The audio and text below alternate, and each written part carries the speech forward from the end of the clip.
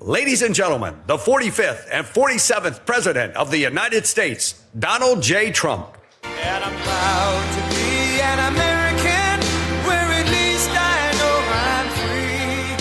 And I won't forget the men who died, who gave that right to me. And I gladly stand up next to you and defend her still today. 'Cause there ain't no doubt I love this land. God bless the USA. Thank you very much. I do love that song, but we got to get to business. I love that song, but I want to thank you all. You're special, special people. And I want to just say that, I announced I was coming over here, and I said, I love those Republicans, and I meant it. I said, except for maybe a couple I don't love. But the people in this room, I don't know if those couple are here. I don't know. I don't care if they're here or not. But we love you, and you've done an amazing job. You love the country. You're doing what's right for the country. And I want to wish everybody a Happy New Year, the most successful House Republican majority in decades. And we did it with not a big majority, right? That was not a big majority, but it's a unified majority, and it's people that know what it takes to make America great again. So together we had 12 months of unprecedented success in 2025, and now we're going to make history and break records with the epic midterm victory that we're going to pull off. It just doesn't seem to happen for people that win the presidency. It's an amazing phenomenon. You win the presidency, and we sure as hell are having a successful presidency, I will say that. But even if it's a successful presidency, there's been nothing like what we're doing. We had a very good day 2 days ago, too. But even if it's successful, they don't win. I don't know what it is. There's something psychological, like you vote against. You can win by a lot. We won every swing state. We won the popular vote by millions. We won everything. But they say that when you win the presidency, you lose the midterm. So you're all brilliant people. Most of you are in this business longer than me. That makes me smarter than you. Because look where I am, right? No, it doesn't. But I wish you could explain to me what the hell's going on with the mind of the public, because we have the right policy. They don't. They have horrible policy. They do stick together. They're violent. They're vicious. They're vicious people. And they stick together like glue. They don't have a couple of the people that we have. A couple of people, not too many, really very few. And that's why I want to just say that before we go any further, I want to express our tremendous sorrow at the loss of a great member, a great, great, great member, Congressman Doug LaMalfa, who passed away yesterday, as you probably have heard. And he was the leader of the Western Caucus, a fierce champion on California water issues. He was great on water. He wanted to release the water, he'd scream at him. And a true defender of American children. He was a defender of everybody. And our hearts go out to his wife, Jill, and his entire family. He voted with me 100% of the time. And by the way, he wasn't a 3 o'clock in the morning person. Do you know what I mean by that? Where the speaker goes, sir, could you call up? Could you call? I said, what time is it, speaker? Sir, it's 3 in the morning. Could you make a couple of calls? How many? 9. So I'd start calling 3 in the morning. I said, I shouldn't use any names. I'm just going to create problems. But hi, Jim, and I'm not talking about Jim Jordan. I never had a call 3 in the morning for him. But I said, hi, Jim, how you doing? I just called to say hello, 3 in the morning. Okay, sir. Sir, you haven't spoken to me in 3 years, and it's now 3 in the morning, so I know what you want. You want my vote? And usually almost always they'd give it, but they wanted to be called. And with Doug, I never had a call. He was with us right from the beginning. I love those guys. I must say I probably love them the best, the guys that I don't have to call. They know we're doing the right thing. I have a couple that are going to be with us all the way, but they just want the call. They want love. They need love. They're more insecure than most of you. It's true. No, most of you are secure people. They're all laughing. No, most of you are secure people. I had a couple say, look, I could have Trump call me all the time. I just have to break his ass a little bit. And he'll be calling. But I appreciate those. We actually had a little party. We opened up a beautiful section of the White House in the Rose Garden, and we had a party for all of those people that I never speak to and vote for me. And, you know, I spoke to Doug, but I didn't speak to him about, never had a problem. And I was really saddened by his passing and was thinking about not even doing the speech in his honor. But then I decided that I have to do it in his honor. I'll do it in his honor because he would have wanted it that way. He would have wanted it that way. He would have said, do that speech. Are you kidding me? Do the speech, big guy. But he was a fantastic person. Man, that was a quick one. I don't know quite yet what happened, but boy, it's a tough one. He was just with us. He was our friend, all of us, every one of us. And I also want to send our best wishes to Congressman Jim Baird and his wife, who are recovering from a car accident. They're going to be okay, but they had a pretty bad accident. And we're praying that they get out of that hospital very quickly. He's going to be fine. She's going to be fine, but it was a bad accident. And I want to thank the man who has been central to so many of our triumphs. He really has been. He's the guy that would call me to make those calls all the time. He's always working. And he's a nice person. You know, he's a high quality person. But I want to tell you, he's a very tough cookie. I've seen both sides.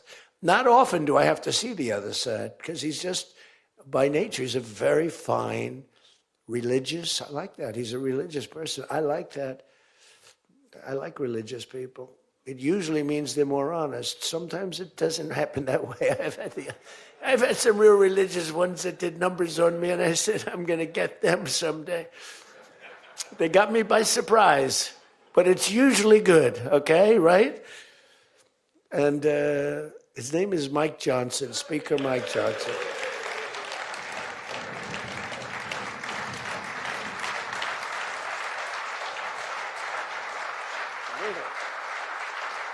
He has my complete and total endorsement. Stand up, Speaker. So, you know, but it is true. A lot of times they'll say, I wish Mike were tougher. He's tough. He's tough as anybody in the room, actually. But can't be tough when you have a majority of 3. And now, sadly, a little bit less than that. A little bit less than that, maybe. But you can't be Trump. You can't, I want you. You know, you make 10 enemies, 20 enemies. That's the end of that, right? Everybody loves him. I would say there's one person he's given up on. I think he just gave up on this guy. He's so bad. He never votes for us. But no matter how good, he won't vote for us. There's a sickness there. You know, there's something wrong. You can have the greatest bill, the greatest for the country. Forget about for Republicans. Great, great, great for the country. I'm a no vote. We don't even bother calling him at 3 in the morning, do we? Huh? But I want to thank another guy who's as tough as they come, because he went through something that none of us have gone through. I went through a little shot, but I get that throbbing feeling every once in a while. But what he went through was incredible. And that Steve Scalise, he got hit hard. Where's Steve? Steve.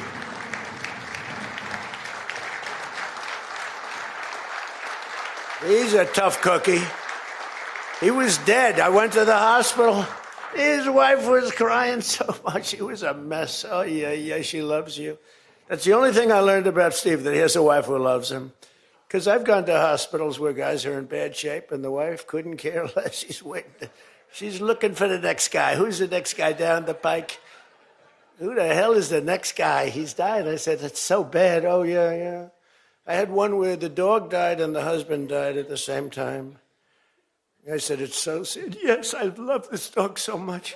She couldn't give it, and the guy left her a fortune. Can you imagine? I shouldn't have left her anything, but she was much more concerned. It's true. Oh, the dog was devastated. The husband, he was like an afterthought. Your wife loves you, Steve. She's a great wife. Another one who has a great wife, Jackie, is Tom Emmer, right? Look at you. You have a great wife, but you haven't been tested like these guys. You have been. We don't want to test her, right? She's incredible. She's a strong, beautiful, great person. She's a great person. She actually liked me at the beginning when we were having little fights. We weren't even having fights. We just didn't know each other. We didn't know each other. And I heard he said something negative about me. He was sort of right about the subject, but you're not supposed to say ever, even though you're right. But Jackie was saying, I'm telling you, he's a great guy. He's good. He's going to be a great president, blah, blah, blah. She was fighting for me. And now I love this guy. He's great. Jackie's right about, she was right about both of us, I think, right? But Tom has been incredible. He's incredible at what he does. And he's a great team player. Your conference chair, Lisa McLean, is so strong and powerful and beautiful. Thank you, Lisa. Thank you. Thank you. And I think their broadcast, we said we don't care if the press comes or not. So when I say that, that means that they're broadcasting all this, and I'm letting my feelings out because it's true. I feel that way about so many people in the room. I could say it about many of the people in the room. Some I don't know as well, but many of the people in the room. They're incredible people. You're incredible what you're doing. We also have another one, Richard Hudson, Chairman, NRCC. Richard's always in there. Always with a smile. No matter what's happening, Richard. He always has a smile. He's just a positive guy, smart and positive. Thank you, Richard. Really appreciate it. You do a great job. Republican Policy Committee Chairman, Kevin Hearn. Kevin, where are you, Kevin? Thank you, Kevin. Thank you. Did a great job.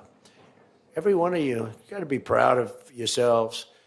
And basically the entire House Republican Conference. It's been really amazing what you've done. And we're going to give you some ammunition today. I said, I'd love to make a speech. The Speaker asked me, would you make a speech? I said, sure. You think Biden would do that? Would you make a speech? What? First of all, people wouldn't ask him to make a speech because it never worked out well, right? Could never find the exits. You finish, look, stare here, stare there, stare here. You could jump off the front if you had to. No matter what he did, he got himself into trouble. So basically, they didn't ask him to, but if he did, it wouldn't be good. But it's good with me because, we have so much ammunition. We have ammunition. The problem is the fake news.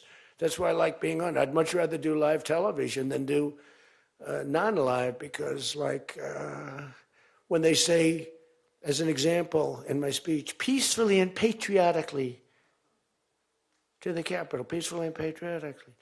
Do you know that the Unselect Committee didn't report it, that I said those words?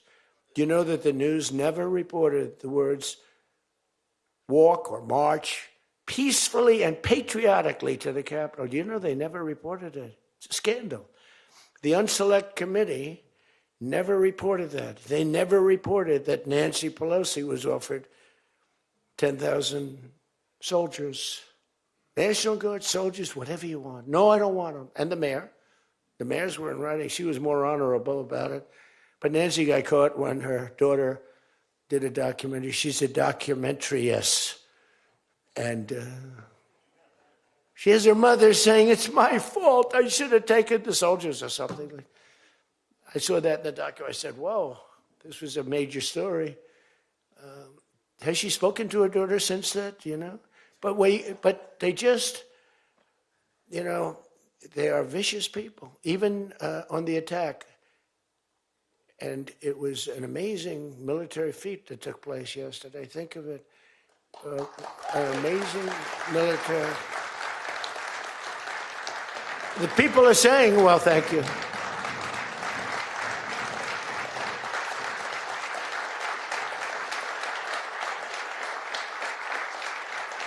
People are saying it goes down with one of the most incredible. It was so complex. 152 airplanes, many. Talk about boots on the ground. We had a lot of boots on the ground.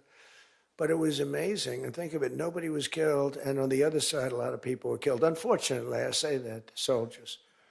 Cubans, mostly Cubans, but many, many killed. And they knew we were coming, and they were protected, and our guys weren't. You know, our guys are jumping out of helicopters, and you're not protected, and they were. But it was so brilliant. The electricity for almost the entire country was, boom, turned off. That's when they knew there was a problem. There was no electricity. Caracas, there's no electricity. It's not the only people with lights were the people that had candles. It was just off. So we sort of got them a little by surprise, but it was brilliant tactically. It was an incredible thing. But I watched where Schumer, he's such a bad guy. I mean, I've known the guy for a long time, and he's such a bad guy. You know, at some point they should say, you know, you did a great job. Thank you. Congratulations. Wouldn't it be good? I would say that if they did a good job. Their philosophies are so different, but if they did a good job, I'd be happy for the country. They've been after this guy for years and years and years. And, you know, he's a violent guy. He gets up there and he tries to imitate my dance a little bit. But he's a violent guy. And he's killed millions of people. He's tortured. They have a torture chamber in the middle of Caracas that they're closing up. But he's tortured people. And now what they do, the radical left, they actually have people, and it's hard to get them. They're all paid people. Most of these people are paid. You know they're paid when they have brand new, beautiful printed signs by like the highest quality printer, and you have a woman, free Maduro, and the sign is before we even did the attack. You know, free Maduro. Why do you want him freed?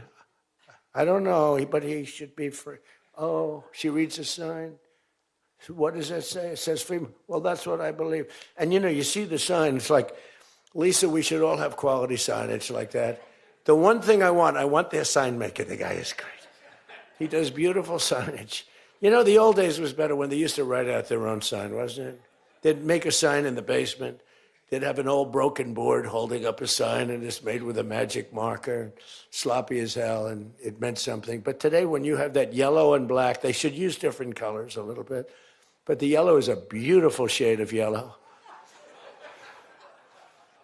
No, I want to find out who that is. I want him to work for the Republican campaign.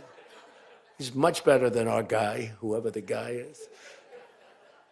But the United States proved once again that we have the most powerful, most lethal, most sophisticated, and most fearsome. It's a fearsome military on planet Earth, and it's not even close. You know, I've been saying it for a long time. Nobody can take us. Nobody. We don't want to have it. We don't have a discussion, but you read all and you see everything else. Nobody could have done that. Nobody has our weapons. Nobody has the quality of our weapons. The problem is we don't produce them fast enough. We're going to start producing them much faster. We're going to be very tough on the companies. We have the best weapons in the world, but it takes too long to get them, including allies. When allies want to buy them, they have to wait 4 years for a plane, 5 years for a helicopter. We're not letting that happen anymore. We're telling our defense contractors, you're going to start building faster. You know, guy makes... I have a big problem with it. I'm the king. I have sold more Boeings than any human being on earth. They gave me an award, Salesman of the Year. I said, what about Salesman of the in the history of Boeing? I've sold more Boeing planes than any man in history by far, probably over 1,000. Over 1,000 planes. I said, that's the good news. But why should they wait 3-4 years to get a plane? They should build them, get them immediately. The F-35s, it takes too long to get them. The Apache helicopter.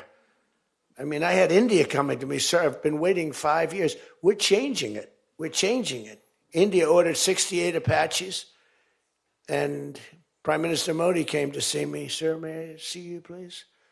Yes. I have a very good relationship with him. He's not that happy with me because, you know, they're paying a lot of tariffs now because they're not doing the oil, but they are. They've now reduced it very substantially, as you know, from Russia.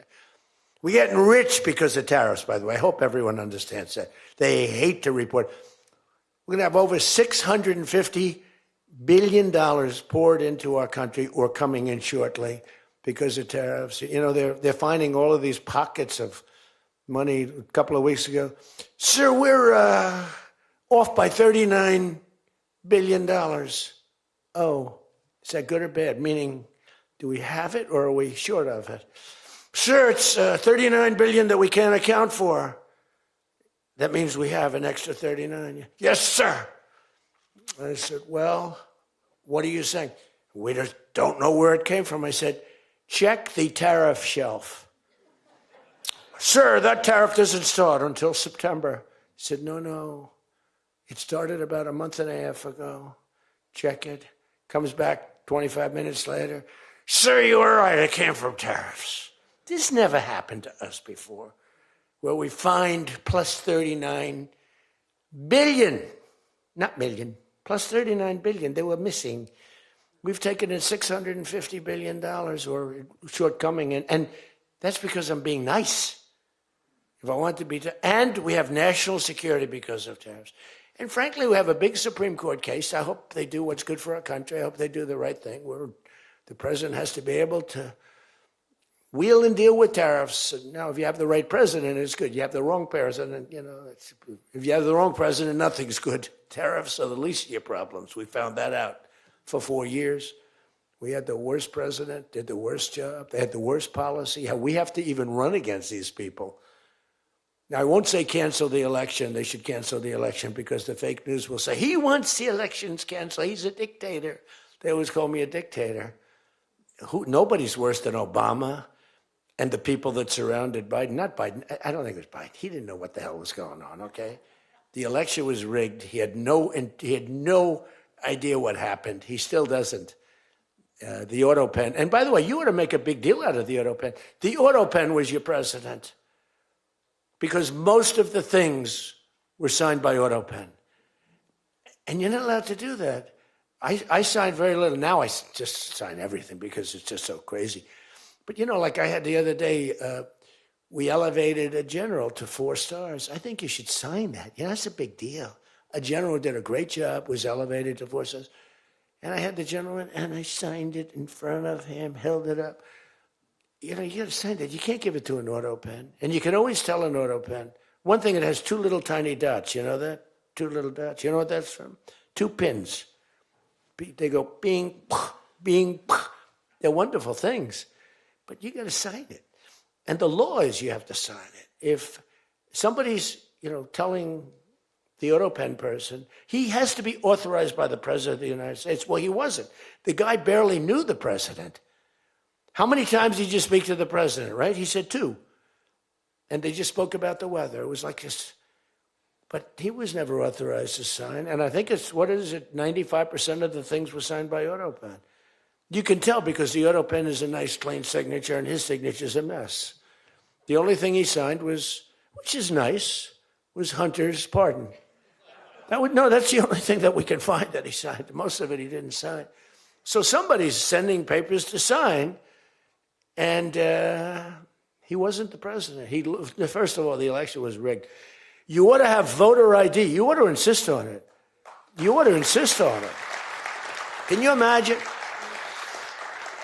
In California, they not only don't have voter ID, but if an official at the voting booths, which they don't have, by the way, because it's all mail, if an official, a voting official, even asks somebody for voter ID, sir, would like to see your identification.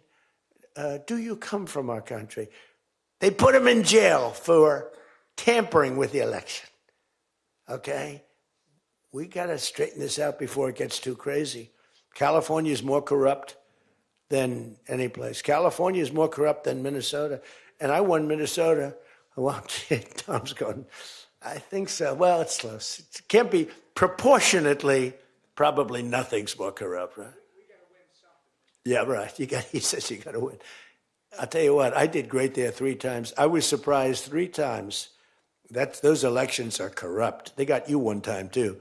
But I heard a long time ago, but they got you. But they got to straighten those out. But we have to have voter ID. And when you confront a Democrat about voter ID, like in a debate or something, I said it a couple of times with Biden, and they're very embarrassed when they say, we want voter ID, voter identification.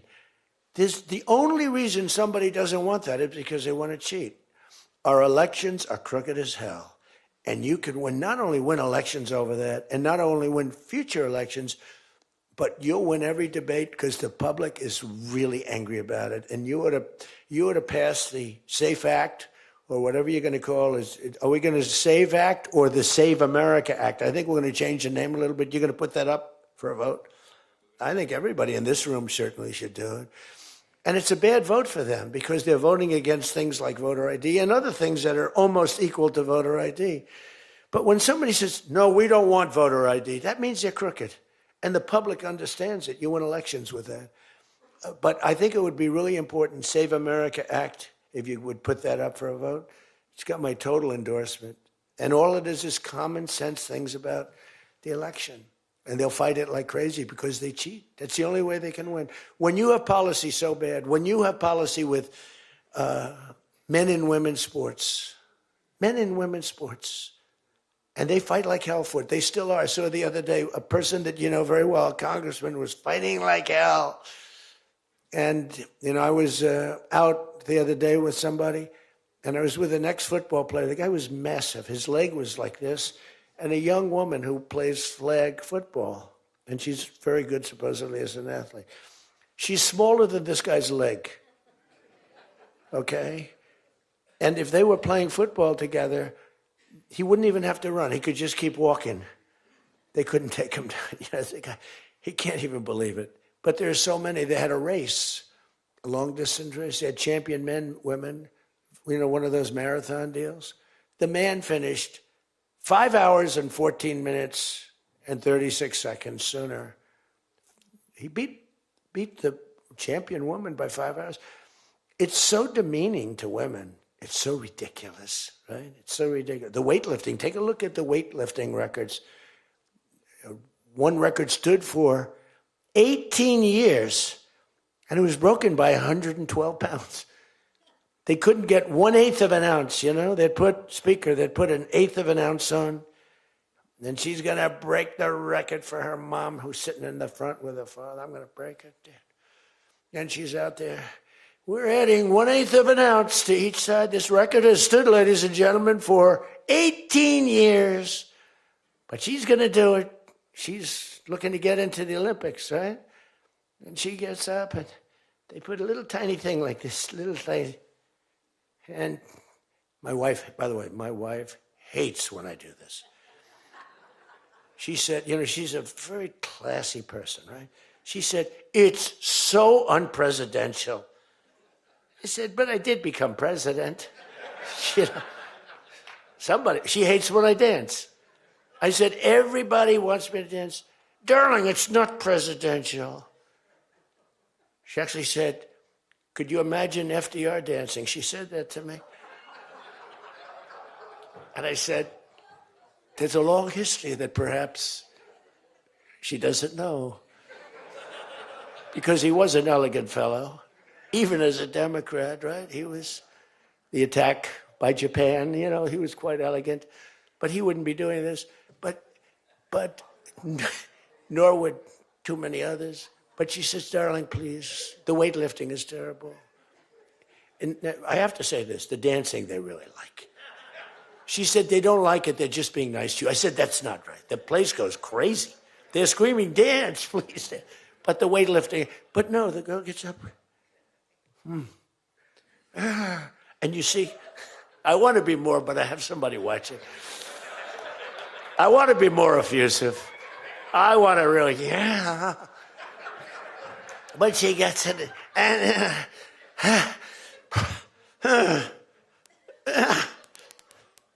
drops the thing, walks off the stage crying. Her mother's crying, her father's crying. Guy gets up. They said, have you lifted before? A little bit. And he walks up, bing. He could have gone ding, ding, ding, ding. I think it was 112 pounds, right? It's crazy. Or the beautiful boxer. They have boxing now. And that they have a young gentleman who transitioned. He was a very good boxer, but he wanted to be a woman, which is,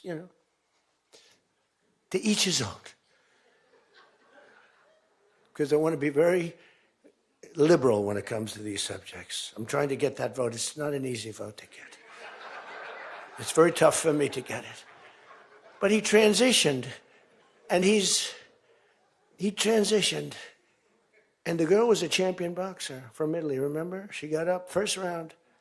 He hit her, boom, with a left. A left, for those, everybody here knows about, but a left, Lisa knows better than anybody, but a left is defense. He goes, boom. She's like, oh my, she walked to the corner, remember? She didn't go down, but she did everything else. But she said, I've never been hit like that before. I don't want to go out again. You can do it. You can do it. Bang. She walked off. She said, he happened to win the gold medal, that young woman. He won the gold medal. There were two transition people. They both won gold medals. The whole thing is ridiculous. You have policy on your side. They don't have policy on your side. Right? You have policy. And I saw this guy fighting like hell. The swimming records is ridiculous when you look at the swimming, any records. It's crazy. And it's so demeaning to women. Women are the, and for a long time, they refused to talk about it. They were embarrassed to talk about it. Now they do talk about it. They talk about it openly. But they have the worst policy on everything, open borders. We want open borders. They still want an open border. We did the greatest job ever on borders. And I think they forgot it. My guy said to me today, I have a great guy, Ross. He's the greatest speechwriter. He said, sir, let's not mention the border. Nobody cares about the border anymore. Can you believe it? This was the biggest, this was the biggest thing there was. It says to me, nobody cares about the border because it has a shelf life. I fixed the border. I fixed it in my first term, but now I really had to fix it. It was much worse, when I came into office. Millions and millions of people were pouring into our country. And I fixed it. And my guy, who's incredible, says, people don't want to hear it, sir. You've done that. The problem is people forget that I did it. They totally forget. They were talking about the other day, we don't like Donald Trump on this. We don't like Donald Trump on that. And somebody just out of the blue said, well, he did an unbelievable job. Who cares about that? They're saying, that's been done. What do we do about that, Mike? Everything you do. It's almost like, what have you done lately is the way you have to run your life. In other words, I could have the most unbelievable 4 years, and I guess I'm not allowed to run. I'm not sure. Is there a little something out there that I'm not allowed to run? But let's assume I was allowed to run. I could have, there's going to be a constitutional movement. No, I could have the most unbelievable 4 years.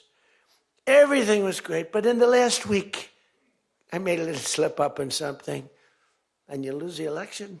It's like, so we can't let them forget that we did such a great job on the border. By the way, Venezuela, everyone, they're marching in the streets. They love it, except in New York. I mean, where they find these people? These people, and they're not these people are a mess. I know it's not nice to say that. These people are a mess. Where do they find these people? They're the worst looking people I've ever seen. They got hats that are all frayed and they look like, they're all paid. They don't even know what they're talking. When the reporters don't interview them because they know that it's, the press is so anti. It's hard to believe the press could be so anti because it's all common sense. It's not, we're conservative, whatever. Doesn't matter. We're all common sense people. It's not even conservative, it's common sense. But the press has no credibility whatsoever. Think of it. I got 97% bad stories on one network, 93% on the other, and I won in a landslide. You know what that means? The press has no credibility. That's all it means. And we got to keep it that way. So I don't talk too much about the swimming, the weightlifting, the boxing. I don't talk about it. You know why? I want to start bringing it up about a week before the election because I don't want them to correct themselves. I don't want them to say, we've decided that we don't want to have men playing in women's sports. That'd be a devastating blow for us. Because that's, they say it's an 80-20. No. It's about a 98-2 issue. We've decided that we will not have open borders where the entire world, from the Congo, prisons from the Congo, these are extraordinarily tough people. These are people that make our motorcycle gangs look like fine young men. Okay? Our motorcycle gangs are wonderful people by comparison. No, they come in from prisons in the Congo. They come in from prisons from all over the world, but in particular Venezuela. Tren de Aragua.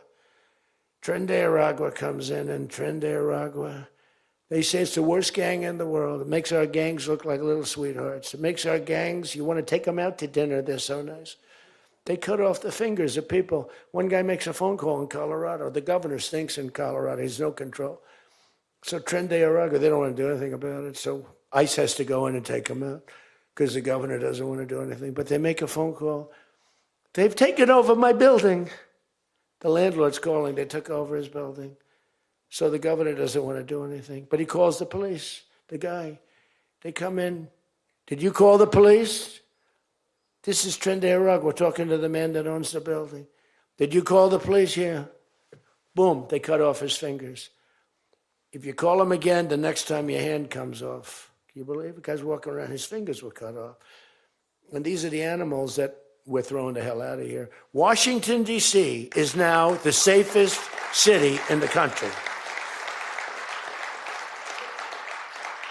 And you people know that better than anybody because you were, I mean, think of it. You're in Congress, you're respected people, you're afraid to walk outside.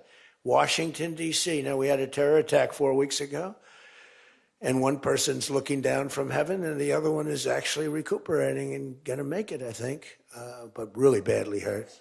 Really badly hurt. Most positive mother I've ever. No, my son's going to be fine, sir. The mother was telling me that the night of the attack, I went just like I went to you. I spoke to this incredible woman. Sir, everyone's praying for my son. He's going to be fine. The doctors thought she was, just hoping against hope. There was no chance. And 2 weeks ago, he got up and started walking around. It's amazing, actually.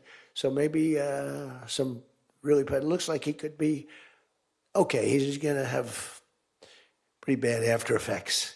But that was a terrorist attack on people that are doing a great job. And it could have been anywhere.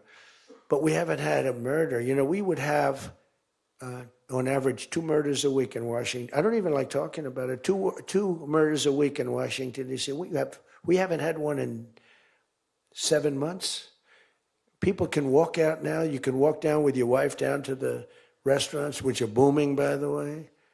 I mean, if you go back to before I got in, and we did a pretty good job 4 years ago, but there was never this, in my first term.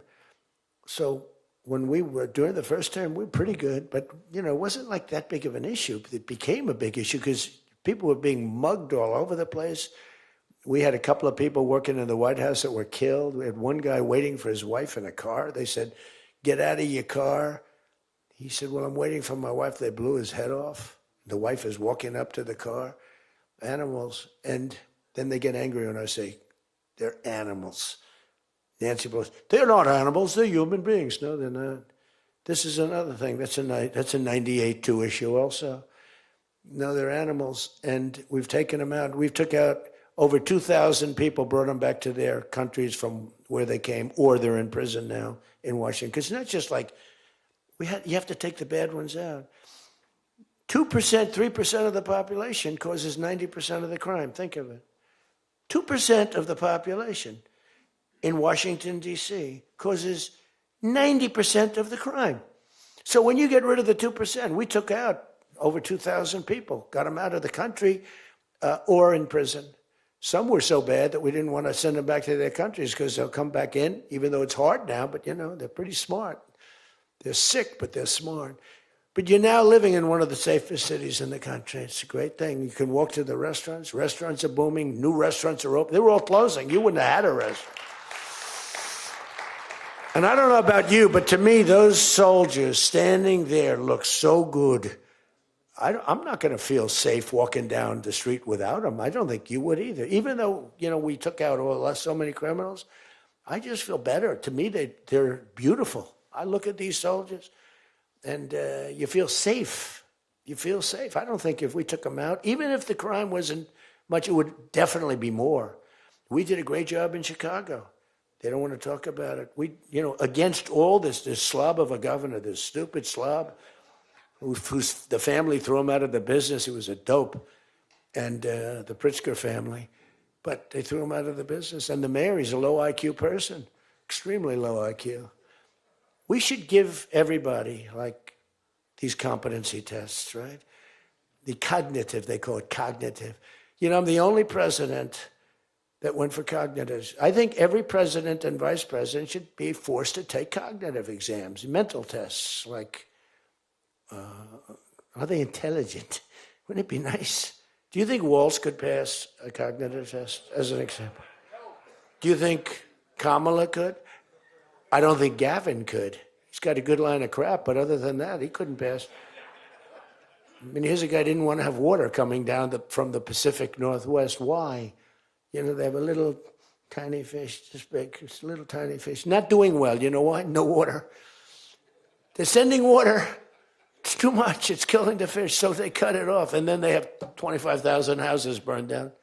They don't know why. No, I think, I believe in it. I'm the only one that took a cognitive test. I do, it's the worst. If I don't do a medical exam, because I've had times where I went longer, because I'm busy.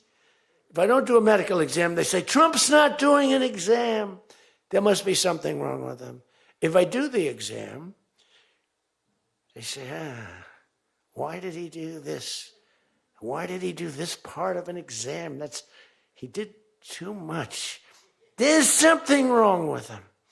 Do you remember there was a period, Mike, where I had 32 days in a row I did one press conference, 2, 3, sometimes 4. I do them behind the desk. I don't even just do it. I do press conferences. But I do many press conferences. So in 32 days, and then one day, just one day. This is 32 days in a row. Must be some kind of a crazy record. Then one day, do you remember I didn't do one? Because I took Kai, my very brilliant golfer, beautiful young lady who swings the club so beautifully. She's a great scratch golfer and loves playing. Grandpa, would you take me to play golf? So I ran, I play golf in like record. I play speed golf. It's better that way. You know the expression? Miss it quick. No, I play speed golf, but I'm a good golfer. Everybody knows. Anybody that I've beaten in this group. But I love to play golf, but I don't get to play much. But I took off 2 hours, and the press couldn't find me. But they knew I was there because they follow me. And I was getting, are you okay? Guys are calling me up. Some of the guys in this room. Sir, are you okay? Yeah, what's the problem? There's a report, sir, that you're no longer with us. Remember that? No. The report was that I don't want to use the D word. It's such a horrible word. Dead. I don't like. There's a report, sir, that you're no longer with us. I said, well, I just hit a 280-yard drive. This isn't bad. And, it's one of the, and it took me a couple of weeks to get that one straightened out. The new one is they did a report in the fake news New York Times where I worked this day from early in the morning till late in the evening, but we don't give out a full schedule. It's like who the hell wants to give out a schedule to these people? But it's all work. And this, in particular, this day was brutal. I never got to leave the seat.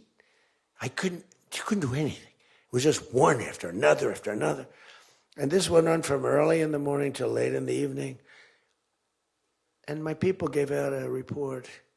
He had lunch. They show a report, lunch with somebody. And they did a story. Donald Trump is slowing down. He only had lunch. And then he went back up. And they said, oh, that's malfeasance, whoever did, right? No, it's terrible. I was actually more angry with my people than I was with the New York Times. But they wrote a story. And it takes you a period of time to recover from these hits. And it's almost no matter what you do, but you have to keep a positive eye. But we have a fake press. We did a thing that's so incredible on medicine that nobody has ever done it. Reducing favored nations, most favored nations, we reduced the cost of medicine at levels that have never even been dreamt of before. We should win the elections on just that thing if we did nothing else and went home, go home. We did favored nations where we're bringing down the price of a pill. As an example, in London, the pill sells for $10. In New York, it sells for $130. That's 13 times as much. Most favored is I want to pay what the lowest nation in the world is paying. Everybody knew about it, but nobody had the guts or the stamina to do it or the respect from other nations, but I do. And then you also had to get the drug companies. The drug companies were not easy, but they were much easier compared to the other nations. So the other nations used to tell the drug companies, we're not going to pay more. You kept it for years the same price. Everything, we just kept going up, up, up. And finally I had the drug companies and I said, listen, fellas, you can't do this. Can't do it anymore. I'm not going to let it. We're going to do it. And you're not going to do it. And I did things to them that were brutal. But I really found out it was the nations that were so tough. So when France was told that the pill will go from $10 to $30, it's a big increase, right? But it's not really. And that ours would come down from $12 or $13 down to $30. So theirs would go from 10 to 20 or 30. And ours would go from $13 down to, meaning $130 down to 20 or 30.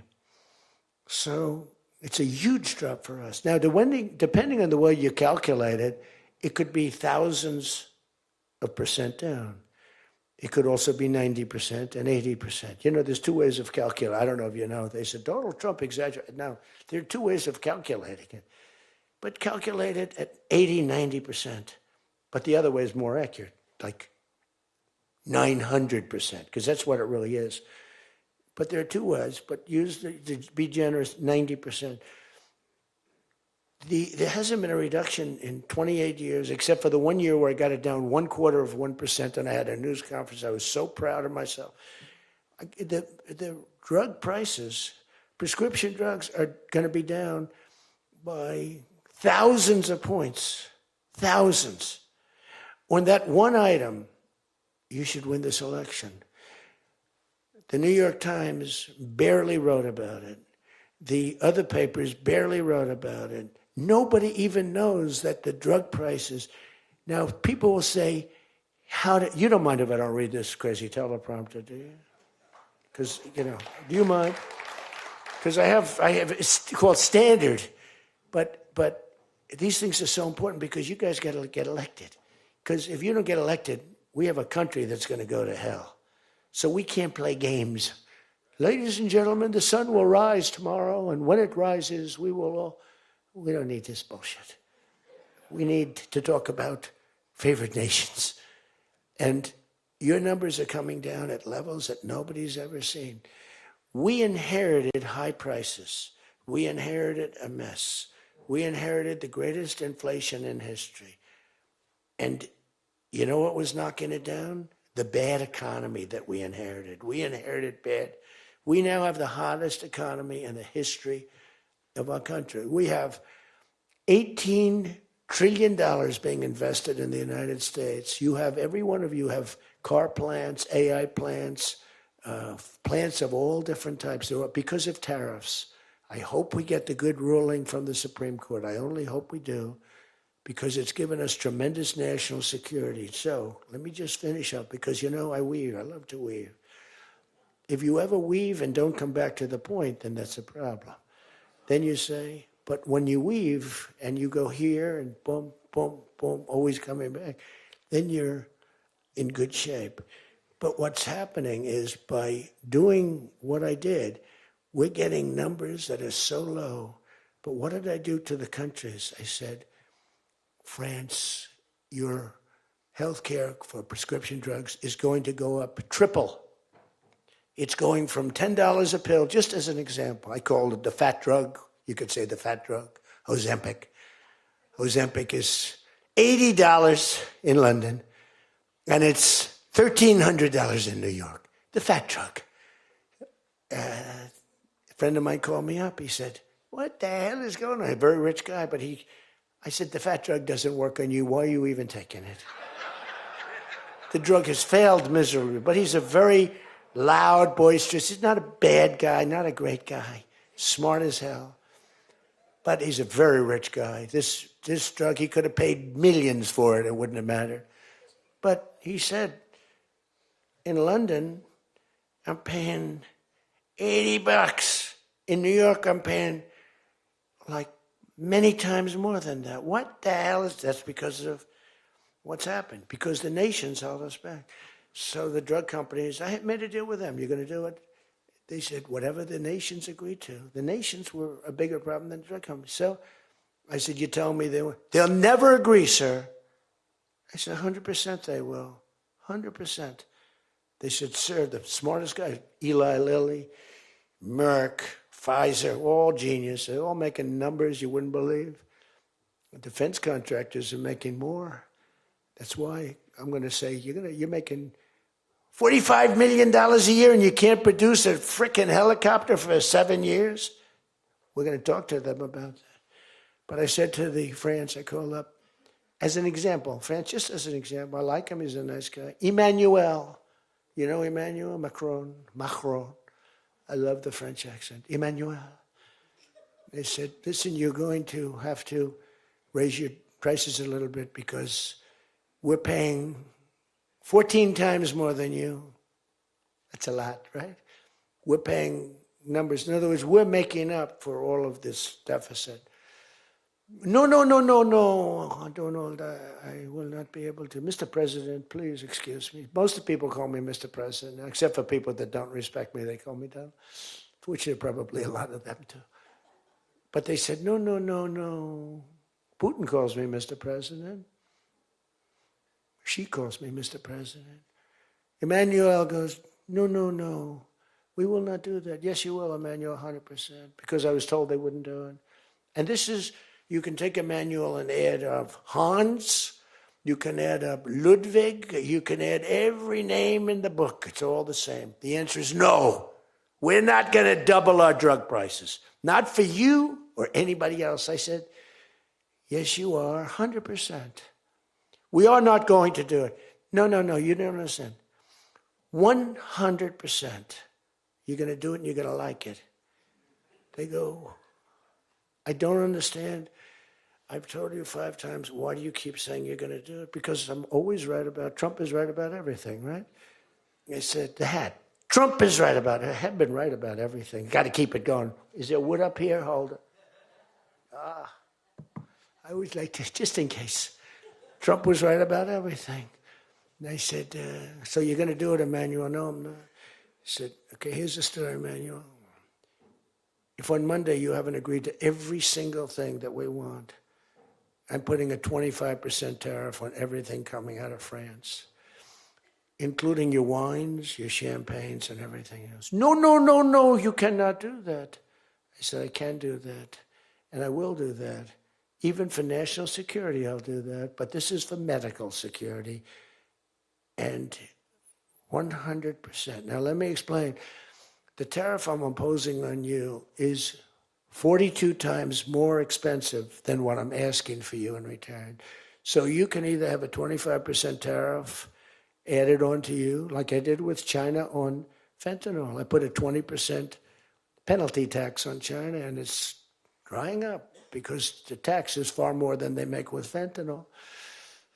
But with the other nations, I said, you're going to do it. And you know what he said? You can't do that to me. I said, yes, I can.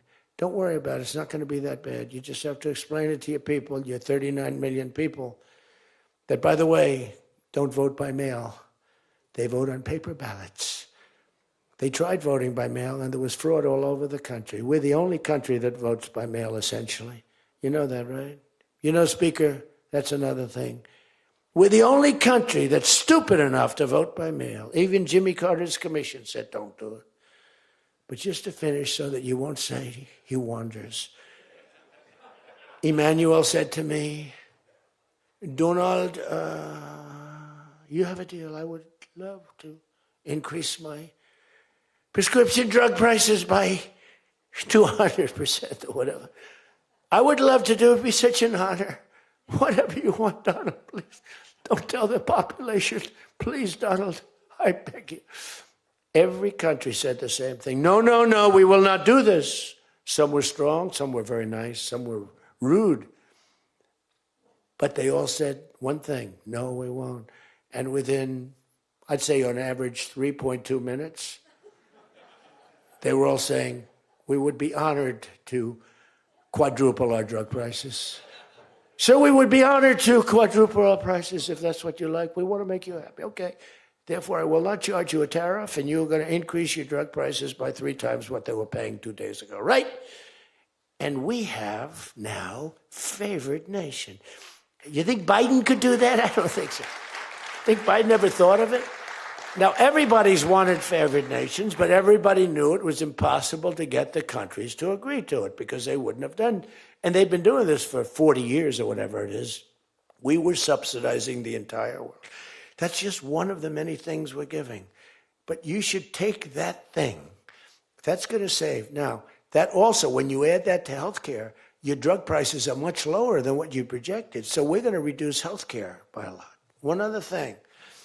On healthcare, it's never been our issue. It should be our issue. We had a very nasty vote from a couple of people. I guess Collins, I guess Lisa Murkowski, and I guess a man named John McCain. Remember? Thumbs down. You remember. He said, I'm all for 10 years he campaigned. I don't want to be nasty, but for 10 years he campaigned on Obamacare. We're going to destroy Obamacare. We're not going to do it. And then we're going to terminate it. And then, it was a little surprising. We could have had health care, good health care. Obamacare is bad. And the people understand it's bad. And the premiums are horrible. But one thing I've learned a lot about healthcare. I found healthcare sort of like not of tremendous interest, but it was very important. And I made it of tremendous interest. So I made a statement a couple of months ago because I saw the numbers. I said, boy, because, I like to see what's going on. That's one of the reasons. By the way, we set an all-time record again today. We have the highest stock market in the history of our country by far, every single market. That's another thing you should camp. They like to demean that. The Democrats, well, that doesn't mean anything. That's just, no. That means jobs, and it means 401ks, because a lot of people have 401ks. And they have, best lawyer in the room, the best, have 401ks, and they have 401ks like, I had a young policeman. I told this story twice, but it was the same thing. This was a recent case. I had a case years ago, because I had a great economy. We had the greatest economy in history during my first term. My first term was a tremendous success. But again, nobody wants to talk about that. We rebuilt our military. We did things that nobody could have done. We did a great job. This term is blowing it away. It's blowing every term. There's never been a president that had a year like this, especially a starting year. And we should win based on that too, all things. But the 401k, so there's a policeman, and he comes up, and he was guarding me along with lots of other people. Sir, I want to thank you. What? My wife thinks I am the worst investor in the world. And for the last year, she thinks now I'm Warren Buffett. She said, you're smarter than Warren Buffett. You're a better investor than Mr. Warren Buffett, sir. I said, how's your 401k? It's doubled. It's going up. It's going up. I said, just relax. But 401ks are through the roof. Those are us. Those are the people. We have the highest stock market in history. 47 days out of 11 months. We have just a piece of the last month left for the first year. 47 days out of 11 months, we hit a new record. Well, we hit one last night. We hit another one today, I understand. But we hit one last night, a new record, brand new record. All exchanges, not just, Dow. Dow was up, but all of them. We have another record, that's the 47th time in 11 months that we've hit an all-time high. And the future, because we have more money coming into our country than any country has ever had by far. The record was about $3 trillion many years ago by China. We've got $18 trillion pouring into our country. You know why? Because of tariffs. Because if they build a factory, they don't have to pay any tariff. But if they make it in another country and they send it in, they have a very big tariff to pay.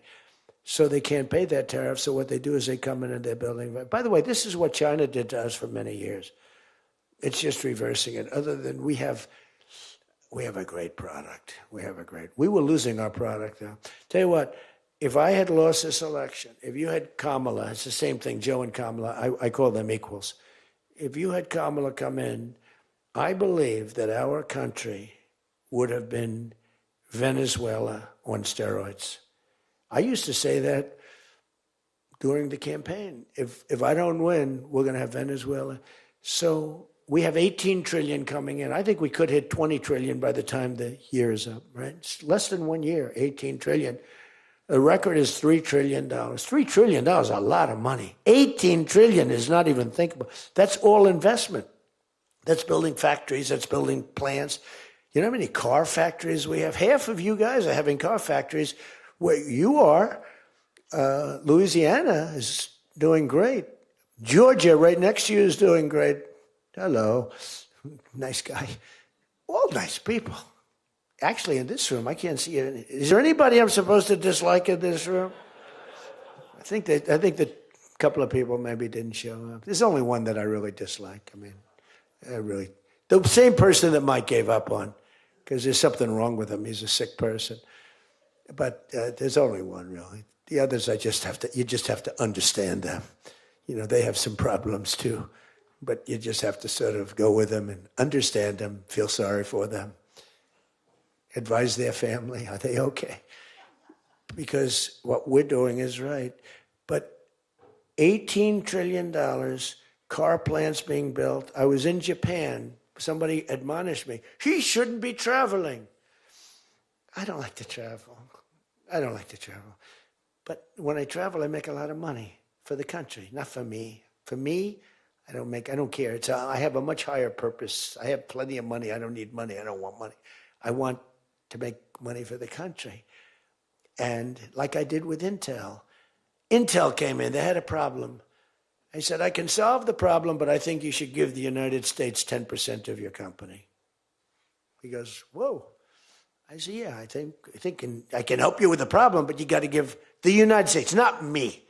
Sometimes I'll say, give me, but when I say me, I'm talking about, I'd love to accept it, but I don't think that law enforcement would like that, right? I'm very cognizant of law enforcement, perhaps more than anybody in history. Actually, a friend of mine who's really smart said, you know, you've got to be the most honest guy in history because you have been examined, your books, your records. I have a big business. Every record, I had these Democrats hired the biggest accounting firms, the biggest law firms, the biggest. I went through years of abuse. And here I am. They didn't find anything wrong. Remember? We want his tax returns for years. We want his. Finally, the Supreme Court, shockingly, I'm the only one. This couldn't happen to anybody else. You have to give your tax returns, right? I gave my tax returns. They're from here to here. It's a big business. It's a great business. And I built a great business, like much bigger and better than anyone even understands. But I gave my tax returns. They go from here to the ceiling practically. They got them. Headline, Trump to give tax returns. Supreme Court ruled I had to give my tax return. Can you believe it? Everyone said, you're not supposed to do that. And by fighting, they think you're trying to hide something. You know, naturally. I gave my tax returns. That's the last we ever heard. They hired the biggest accounting firm in the world, most powerful lawyers in the world. They spent millions and millions of dollars going over those returns. There hasn't been one story that I did anything wrong. So this friend of mine who's highly sophisticated, rich guy, smart guy, said there's nobody that I know that could have gone through an examination like that and not ended up in prison. Nobody ever had to suffer like I did. Nobody ever did that to anybody else. You know, there was an expression, Andrew Jackson was the most abused president in the history of the United States. You know who second was? This before me. You know who second was? Abraham Lincoln. But he had a civil war, so we have to give him a pass. But Andrew Jackson was treated horribly. He was a great general and a good president. So bad that his wife died. I mean, his wife died. They were horrible. But I just saw a report came out the other day. I blow them away. He never got impeached twice. I got impeached twice or nothing. On a perfect phone call, remember? Perfect phone call. Tim Scott, who's a great guy, great, wonderful guy, South Carolina, straight guy, right? He is a good guy, good person. He's an honest person. He read a transcript. Thank goodness I had a transcript. Essentially, the call was taped because they tape calls. I didn't even know. So was that call taped? Yes, sir. I said, oh, well, bring it down. I don't even know. And we read the transcript. It was perfect. It was so good. I told Ukraine not to cheat. And if you see any cheating, report it to the Attorney General of the United States. That was my call. They said, he was trying to intimidate. All I said is, don't cheat. And we have a signed agreement that Ukraine can't cheat. You know that. It's the only country we have actually a signed. They violated the agreement many times, I would tell you. You'll find out. I was right about that too. But nobody's gotten treated. But this guy said to me, for you to have escaped. But the one thing, and I'll just end it, because Jim Jordan back there, world champion wrestler, 128-1. Whatever happened to the one guy? The Russian. He lost to, how dare you lose to a Russian? Do you know the more impressive record for Jim? Because I'm a big sports person. I love sports. Jim went to high school. As in high school, he was considered like the top wrestler. But he was undefeated in high school. Now, what that means is that as a freshman, he was beating seniors. Is that true? Were you actually undefeated? Seriously, were you undefeated in high school? That means as a freshman, he had to beat seniors, Steve. Nobody could, because there's such a difference between a freshman and a senior. To me, that's more impressive than anything. But I'm also impressed with his fight. Now we have to close the deal, Jim. We got to close the deal. Close that deal. So, I respect. I saw Jim, and the first time I met Jim, I looked at him, and I said, tough-looking guy. But I noticed the ears, they were a little rough. They were a little bit of a rough. Some people would say a little cauliflower on that ear. They said, Jim, have you wrestled before? Yes, I did. Where? Was it Ohio State? Something like, he was an All-American at Ohio State. I said, yeah, I could sort of tell. I look at the ears and I can sort of tell. But have you had plastic surgery on your ears, Jim? No? Because they look better now than they did the first time. They've healed over the years. They've healed. Actually, now you're wrestling with probably much tougher people, the radical left lunatics, right? But anyway, so I just want to leave it by this. I want to say that you are great people. We have all of the policy. We have wonderful, just stay together. We got a few people that make life very difficult. They don't have that. I used to say they don't have a Mitt Romney in their midst. I mean, Mitt Romney was very difficult. You know, he was almost like, for them, he was on the Senate side. But we have a couple of people that are really bad. I mean, they're bad, but maybe they'll straighten out. Maybe somebody in the room can sit them down and straighten them out, because what we're doing is the right thing for the country. We're not Republican or Democrat. We're doing the right thing for the country. If you look at what we're trying to solve the healthcare problem. We're trying to get better healthcare at a lower price. I mean, that's a good thing, right?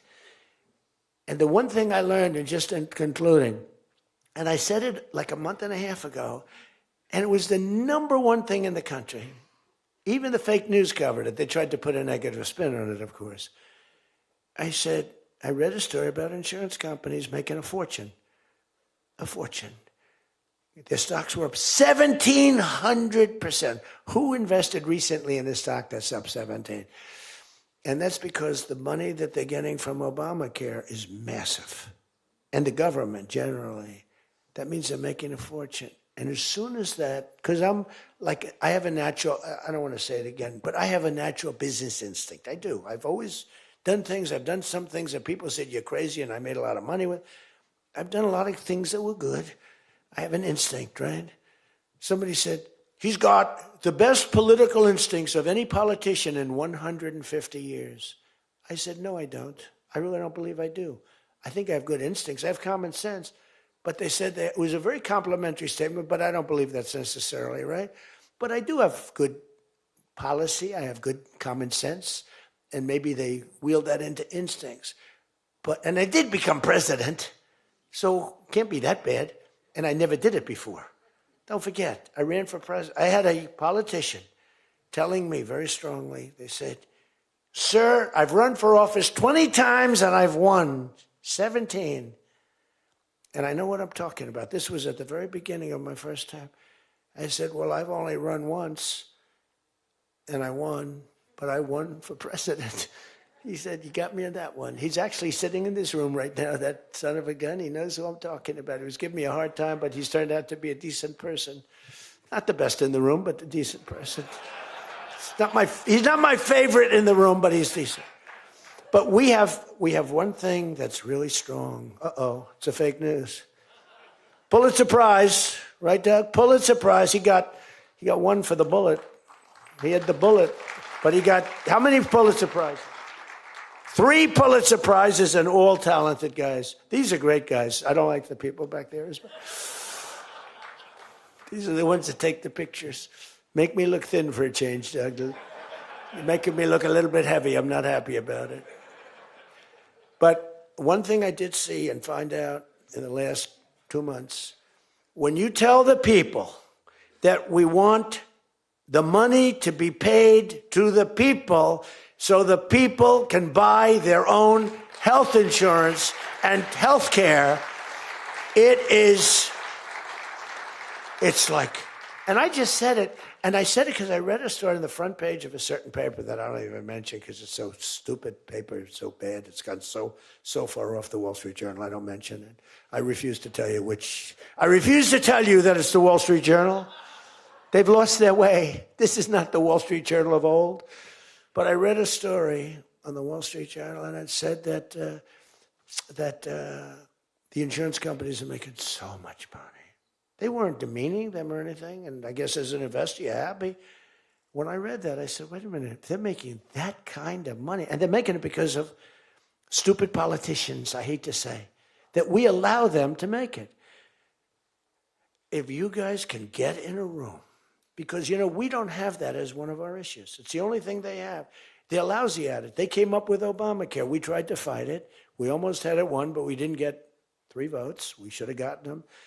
But here's, you want to turn this thing, you work on favored nations, you work on borders, you work on all of the things that we talked about, but now you take the healthcare issue away from them, and they want to fight it. You know why? They're all owned by the insurance companies, and they cannot fight it successfully. There's nothing they can do. That's like almost the voter ID thing. When they try and fight, I watched a guy trying to explain why we shouldn't have voter ID the other day, and the guy was a fool. He looked like an idiot. This is the same kind of an issue. Let the money go in the healthcare account or however you do it. Let the money go directly to the people. Now, you have to be a little flexible on Hyde. You know that. You got to be a little flexible. You got to work something. You got to use ingenuity. You got to work. We're all big fans of everything, but you got to be flexible. You have to have flexibility. I came out with a statement. Let the money go not to the big fat cats in the insurance companies that made 1,700% over the last short period of time. Let the money go directly to the people where they can buy their own health care. And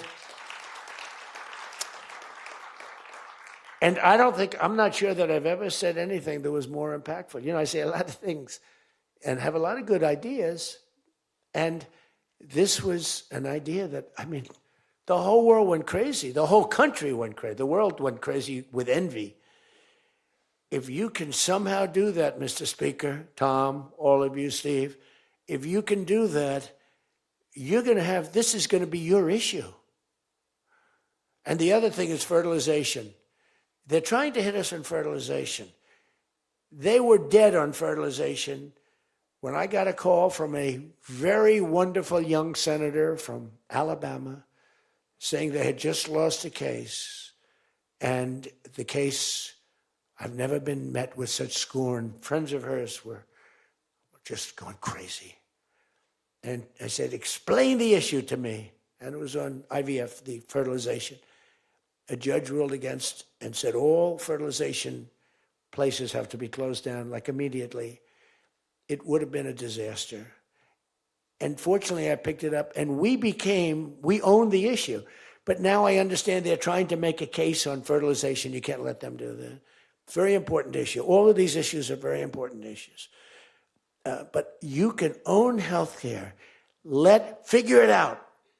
Let the money go directly to the people. It goes in a healthcare account.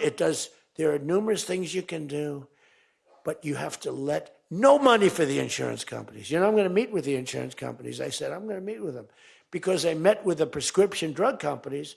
And that's when I found out what was going on with the fact that we were paying 10 and 13 and 14 times more money than Europe and other places. I learned that at the meeting. Now I'm going to meet with them in a few days. I'm meeting with them all, 14 companies. I'm meeting with them all. I'm also meeting with oil companies. Let's go. You know what that's about. We've got a lot of oil to drill, which is going to bring down oil prices even further.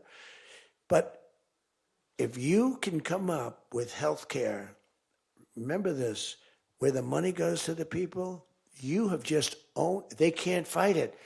They're owned by the insurance companies. You guys don't get money from the insurance companies. They do. They get a massive amount of money. It's their biggest donor. They're going to try and fight you, but they can't win the fight. If you explain it, the money goes directly to the people. That's going to be your issue. The other thing is energy. Your energy prices have come so far down since I'm president. And nobody wants to, I saw on television, energy prices are down 3%. No, they're not down 3%. They were $3.50 and $4. It's now $1.99 a gallon in many stations, and it's going down further. And that's like a massive tax cut. And that's the other thing, tax cuts. No tax on tips, no tax on Social Security, no tax on overtime. Now think of this, no tax on tips, no tax for seniors on Social Security, no tax on overtime. You're allowed to deduct if you buy a car and you take out a loan on the car. For the first time ever, middle-income people, all people could deduct, but they never got a deduction before like this. It's only for rich people, they got them. They have so many deductions. You're allowed to deduct the interest against your taxes. Nobody thought it was possible. It's going to be phenomenal for the car companies, but it's even more phenomenal for the people. It's like getting it's like paying half for the car. All of these things, you have so much ammunition. All you have to do is sell it. Taxes. But the one thing they know about the taxes, I call it the great big beautiful bill. I think it's even better. But the great big beautiful bill is just that. There are so many goodies in the bill, you have to get the word out. Because the people in the back of the room won't do it. That's why I love live television. Because they can't, sometimes they'll turn the camera off, but they're embarrassed when they do that. If we're going too strong and doing too well, if the lights go off, you're doing well. If the lights are on, you got yourself a problem, okay? I see that little red light. That light goes on. If that light, that's bad, isn't it? If that light goes off, you know that you're doing a good job because you're fighting the Democrats and you're fighting the fake news. And it's amazing that they can be so stupid. And they don't have credibility anymore, and you can beat them. I mean, it's the old thing that, never fight the news, but you have no choice because it's almost like they become radicalized. But you are fighting the news, but you can beat them. That's why I'm standing here. I mean, I had Kamala. I was beating Joe by 30 points. And then they changed him. That's like a fighter in the ring. He's losing, and they say, let's put somebody else in to take his place. Very unfair. They changed in the middle of the election. They said, he's going to lose, so let's give somebody else. And fortunately, she was just as bad as him. Probably slightly. I don't know. Would you say as bad or worse? Close. Pretty close. But it took 6 weeks. It was a honeymoon period. 6 weeks. It took 6 weeks to find out that she didn't have what it takes. But you got to win the midterms, because if we don't win the midterms, it's just going to be, I mean, they'll find a reason to impeach me. I'll get impeached. We don't impeach them. You know why? Because they're meaner than we are. We should have impeached Joe Biden for 100 different things. They are mean and smart. But fortunately for you, they have horrible policy. They can be smart as can be, but when they want open borders, when they want, as I said, men and women's sports, when they want transgender for everyone, bring your kids in, we're going to change the sex of your child. Just send them our way. In some cases, like in Minnesota, they don't even tell the parents. Is that right? And nobody believes it when I say it. I think we have 6 states. Nobody, am I correct? Okay, Tom Emmer said yes, so. But it's true. Where the kid comes back, they keep the kid. They operate on the kid. They don't tell the parents. It's not believable. We have great, solid common sense policy. They have horrendous policy. What they do is they stick together. They never have a no vote. They impeached me. I never knew I was going to be impeached. I get a phone call. You just got impeached. I said, what does that mean? It took them 10 minutes. They impeached the president of the, who did a damn good job. I rebuilt our military, Space Force. I got everything. I did a lot. They impeached me for nothing, twice, for nothing. Fortunately, you were on our side, and we were unanimous. And the second time, the few people in this little group, like Rice and this, they're all gone. Every one of them is gone, except one that we're going to sort of let ride with. Some guy that has a state that you might as well just let him ride. But think of it, everyone's gone. Everyone's gone. It makes me feel so good. I don't want to feel vicious, but I'm so happy that everyone. And they're seriously gone, too. They lost in landslides. This guy named Rice, he lost by 48 points, right? Remember him? Oh, no, there he is. What a job you did, Mr. Fry. Congressman Fry. I looked around for somebody. It's true, this was a good choice. We've made some bad choices, too, because you have to do it. I said, who the hell can run against this guy, Rice? It was a Trump plus 40 district. They had riots around his house that night. You know, he voted, I vote to impeach. And that night they had riots. So they said, who the hell? Just give me somebody. A warm body. And then, no, it has to be a living, breathing person. And then if I could get a genius, it would be good. And we got a guy who is so good. He's been, I think, are you happy with him? I think so. Stand up, Rob. He's great. I said, where does he come from? He's like a senator, state senator or something. I said, all right. I spoke to him one time. I said, you're accepted. But little did I realize how good he was. You did a great job. You've done a great job, and the people love him. So he has done a great job. I just want to say this. I haven't read one word on this thing. Who the hell else could do this? And I think I gave you something. It's just a roadmap, and it's a roadmap to victory. You have so many good nuggets. You have to use them. If you can sell them, we're going to win, because we've won 2 races in like 50 years. It's, for whatever reason, I don't know why, but just don't fight it. It doesn't make sense. There have been 2, and they were unusual circumstances. So whether it's a Republican or Democrat, whoever wins the presidency, the other party wins the midterm, and it doesn't make sense, because we've had the most successful year probably in the history. They say, and now you add what happened essentially yesterday, we've had the most successful first year of any president in history. And it should be a positive, and make it a positive. So With that, I leave you. I do. And I started by saying I love you all, and I'll end by saying I love you. You're amazing people. What you do for this country is incredible. And thank you all very much. Thank you. Thank you.